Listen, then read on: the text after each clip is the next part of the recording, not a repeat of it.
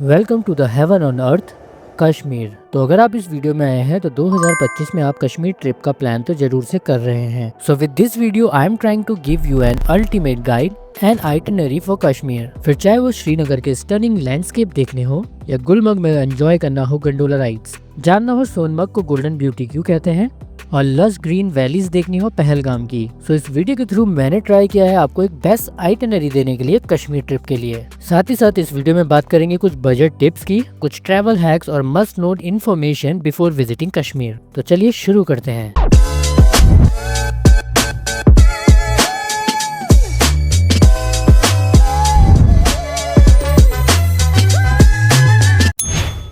और इस वीडियो के एंड में मैं आपसे शेयर कर रहा हूँ एक ऐसी अल्टीमेट पीडीएफ जिसमें मैंने शुरुआत से लेकर एंड तक सब कुछ कश्मीर के बारे में एक्सप्लेन किया हुआ है। यहाँ तक कि उसमें मैंने आपको काफ़ी ट्रैवल टिप्स दिए हैं, स्कैम्स के बारे में बताया है। सो वीडियो के एंड में इस बारे में बात करते हैं। तो चलिए शुरू करते हैं इस वीडियो को। तो सबसे पहले बात करते हैं कि कश्मीर आखिर पहुँचा कैसे जाए।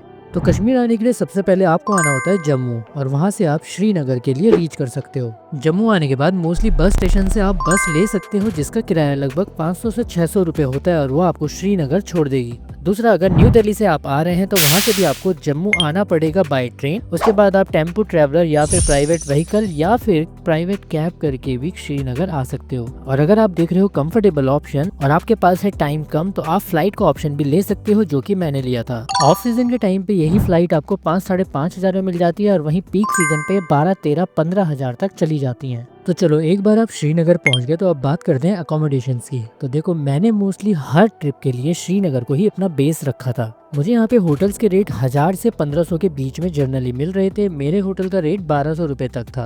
बट वहीं अगर आप गुलमर्ग, सोनमर्ग या पहलगाम में स्टे करने का सोचते हो तो वो आपको कॉस्टली साइड पे 3-4 हजार, या फिर आप बिल्कुल ही डल लेक के पास अगर होटल लेने का सोचते हो तो आपको वही रेट 3-4 हजार रुपए तक भी जा सकते हैं।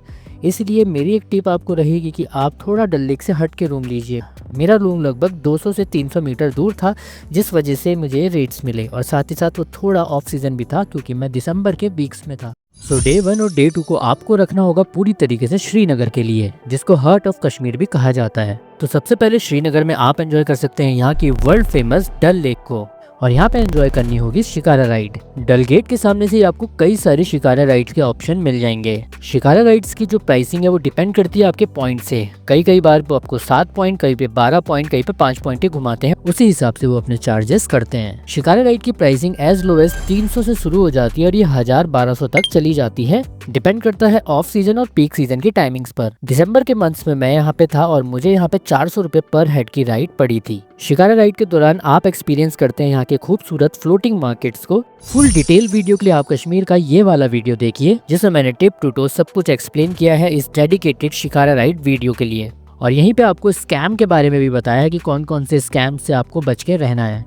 शिकारा राइड के बाद सीधा चले जाएं शंकराचार्य टेम्पल, जिसे ज्योतिश्वरा टेम्पल भी कहा जाता है। श्रीनगर की जबरवान रेंज के अंदर आने वाला ये टेम्पल एक हिंदू टेम्पल है और श्रीनगर की काफी ऊंची चोटी पर स्थित है। लगभग 1000 फीट की ऊंचाई से पूरे श्रीनगर सिटी का पैनोरामिक व्यू दिखता है। कश्मीरी हिंदूज का मानना है कि यहाँ पे आदि शंकराचार्य ने विजिट किया था और उसके बाद ये डेडिकेटेड किया गया उनके नाम पर। इसके बाद एक्सप्लोर करो श्रीनगर के फेमस मुगल गार्डन्स को, जिसके अंदर मुख्य तौर पे फेमस है शालीमार गार्डन, चश्मा शाही गार्डन और निशात गार्डन। इन सारे गार्डन में एंट्री करने के लिए एक मामूली सी 20-30 रुपए की फीस पड़ती है और फैमिली के साथ आप यहाँ पे काफी अच्छा समय बिता सकते हैं। इसके बाद आप विजिट कर सकते हैं श्रीनगर की काफी फेमस हजरत बल श्राइन को।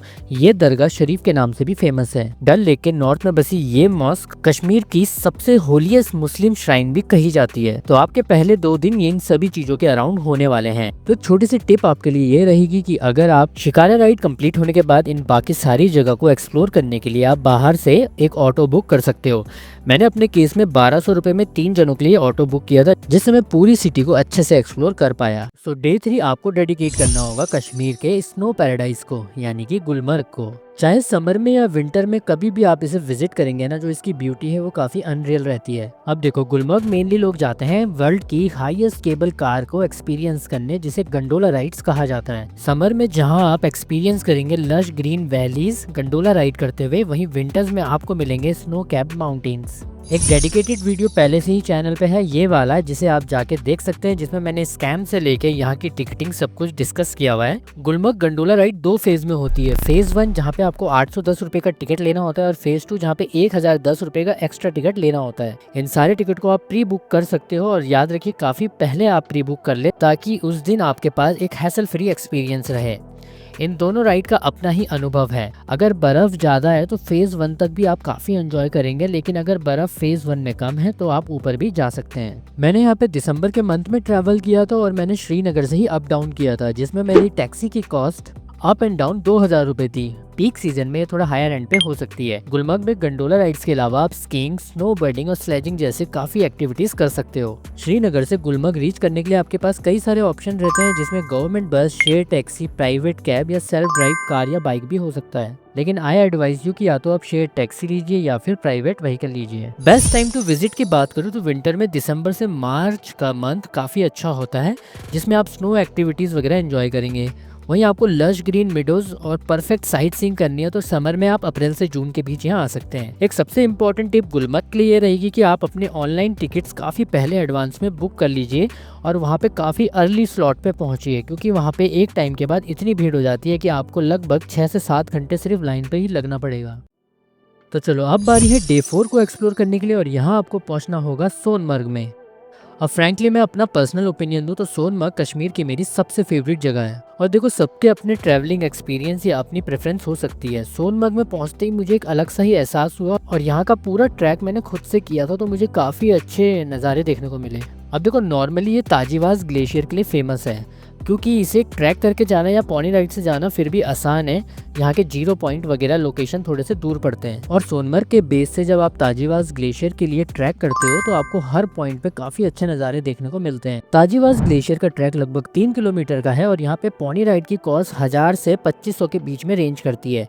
इस ट्रैक का ड्यूरेशन लगभग 1.5 से 2 घंटे के बीच में आता है। और अगर आपका इतने एडवेंचर से भी मन नहीं भरता तो आप यहाँ पे विजिट कर सकते हैं 0 पॉइंट, जिसे स्नो पैराडाइज भी कहा जाता है। 0 पॉइंट बेसिकली लोकेटेड है जोजिला पास पे, जो 11,500 फीट पे स्थित है। यहाँ पे आपको पूरे साल भर बर्फ देखने को मिलती है और ब्रेथ टेकिंग व्यूज भी देखने को मिलते हैं लद्दाख की माउंटेन रेंज के। सोनमर्ग से 0 पॉइंट की राउंड ट्रिप लगभग 5 से 6,000 रुपए में पड़ती है। बेस्ट टाइम टू विजिट बोलूँ तो मई से अक्टूबर का टाइम यहाँ पे बेस्ट माना जाता है विजिट करने के लिए। अब सोनमर्ग के लिए बेस्ट टिप ये रहेगी कि आप एक सन ग्लास जरूर कैरी करें, क्योंकि कभी कभी सूरज की रोशनी बर्फ में पड़ के काफी तेज चमकती है। दूसरा, काफी हद तक पानी पी के जाएं, क्योंकि यहाँ पे एल्टीट्यूड सिकनेस होने की भी प्रॉब्लम हो सकती है। अब सोनमर्ग श्रीनगर से आने के लिए भी कई सारे ऑप्शन है, जैसे कि JKSRTC की गवर्नमेंट बस, शेयर टैक्सी, प्राइवेट कैब या फिर बाइक रेंटल, स्कूटर रेंटल। पूरा डेडिकेटेड वीडियो देखने के लिए जाइए और इस वाले वीडियो को देखिए जहाँ पे आपको सोनमर्ग की डिटेलिंग बताई हुई है। तो चलो अब चलते हैं डे 5 की तरफ और वो होगा पहलगाम, जिसे वैली ऑफ शेपर्ड्स भी कहा जाता है। अब देखो, वैसे तो एक दिन में इसे एक्सप्लोर करना नामुमकिन है। अगर आपको इसे अच्छे से एक्सप्लोर करना है तो जरूरत से यहाँ पे रुकना ही पड़ेगा। पहलगाम फेमस है अपने अमेजिंग लैंडस्केप, खूबसूरत रिवर्स और एडवेंचरस एक्टिविटीज के लिए। और वैसे तो पहलगाम में कई सारी वैलीज हैं जिसे आप एक्सप्लोर कर सकते हो, मगर यहाँ की सबसे फेमस वैली है ABC वैली, यानी कि A for Aru valley, B for Betaab valley और C फॉर चंदनवारी। अब देखो, जब आप पहलगाम के टैक्सी स्टैंड में पहुंचते हो ना, तो यहाँ से आपको एक अलग से व्हीकल कराना पड़ता है जो आपको इन वैलीज तक ले जाती है, जिसकी कॉस्टिंग डिपेंड करती है कौन सा व्हीकल आप लेते हो। जिसमें सबसे लेस 2000 के आसपास व्हीकल मिलता है वो है वैन। उसी वैन को मैंने लिया था और इन तीनों वैली को एक्सप्लोर किया था। तो सबसे पहले आरू वैली जो है वो 12 किलोमीटर है टाउन सेंटर से और फेमस है कैंपिंग, ट्रैकिंग और फोटोग्राफी के लिए। इसके बाद बेताब वैली, जिसे बॉलीवुड पैराडाइज भी कहा जाता है, और यहाँ पे बॉलीवुड की मूवी बेताब की शूटिंग हुई थी 1983 में, जिसके बाद इसका नाम बेताब वैली पड़ गया। इसके बाद चंदनवारी, यहीं से अमरनाथ जी की यात्रा भी शुरू होती है, जय अमरनाथ, और इसकी दूरी 16 किलोमीटर है पहलगाम से। इन तीनों ही जगह में आपको कुछ वंडरफुल एक्टिविटीज देखने को मिलती है, जैसे कि अगर बर्फ है तो स्कीइंग देखने को मिलेगा, स्लेजिंग देखने को मिलेगी और कहीं कहीं पे स्नोबॉल फाइट जैसे इवेंट भी कराए जाते हैं। इन सभी के बेस में आपको पॉनी राइड्स और एक्टिविटीज देखने को मिलती है, जहाँ पे आपको खूब सारी बार्गेनिंग करनी पड़ेगी एक अच्छे रेट फाइनलाइज करने के लिए। पहलगाम के लिए एक टिप आपके लिए रहेगी कि यहाँ पे आप पॉनी राइड्स के लिए अच्छे से बार्गेन कीजिए, अपनी जर्नी को काफी पहले स्टार्ट कीजिए, और अगर आपको बहुत ही अच्छे से पहलगाम को एक्सप्लोर करना है तो एटलीस्ट एक रात तो यहाँ पे आप गुजारिए। बाकी पहलगाम का फुल डिटेल वीडियो ये वाला जाके देखिए, जिसमें मैंने सारी वैलीज़ को अच्छे से एक्सप्लोर किया हुआ है। इसके अलावा अगर आपके पास टाइम है तो आप कुछ और प्लेसेस को एक्सप्लोर कर सकते हो या फिर स्विच कर सकते हो जो प्लेसेस मैंने आपको बताई। फॉर एग्जांपल आप दूध पथरी को यहाँ पे इंक्लूड कर सकते हो, जो कि फेमस है अपनी रिवर साइड्स के लिए, लस ग्रीनरी के लिए। और देखो दोस्तों, इसके अलावा ना मैंने कश्मीर की एक ट्रैवल आइटनरी गाइड बनाई हुई है, जिसको देखकर आप काफ़ी कुछ यहाँ पे इनपुट ले सकते हो। मैंने सारे डेज एक्सप्लेन किए हुए हैं जो प्लेसेस आप विजिट कर सकते हो। ये गाइड आपके काफ़ी काम आ सकती है। और ये देखो आपको बेस्ट सीज़न, और यहाँ पे आपको सारी पैकिंग टिप्स, यहाँ तक कि आपको कहाँ रुकना चाहिए, कौन कौन से स्कैम्स हैं, इन सबको मैंने अच्छे से इस पूरी पीडीएफ में एक्सप्लेन किया हुआ है। तो देखो, इसे सिंपली आपको डाउनलोड करने के लिए डिस्क्रिप्शन में जाओ, और डिस्क्रिप्शन में एक इंस्टा वीडियो का लिंक है, उस पर क्लिक करो और वीडियो में कमेंट कर दो आप सिर्फ कश्मीर। जैसे ही आप कश्मीर लिखोगे, लिंक आपके डीएम में आ जाएगा, या फिर इंस्टा पे आप मुझे कश्मीर पीडीएफ नाम से मैसेज डालिए, मैं आपको वहीं पे लिंक प्रोवाइड कर दूंगा। तो इसी के साथ मैं अपनी कश्मीर सीरीज़ को यहीं पे एंड करता हूँ, और आप सबके प्यार के लिए बहुत बहुत शुक्रिया, क्योंकि आपने कश्मीर सीरीज़ में बहुत अच्छा रिस्पॉन्स दिया है। बाकी किसी भी डाउट के लिए प्लीज़ आप कमेंट कीजिए, और आगे के वीडियोज़ के लिए चैनल को सब्सक्राइब कर लें। और याद रखिए कि मैं आपसे सिर्फ एक कमेंट या एक मैसेज ही दूर हूँ। So if you found this video helpful, please like and share, and don't forget to subscribe for more travel adventures. So see you in next one. तब तक ट्रैवल करते रहिए।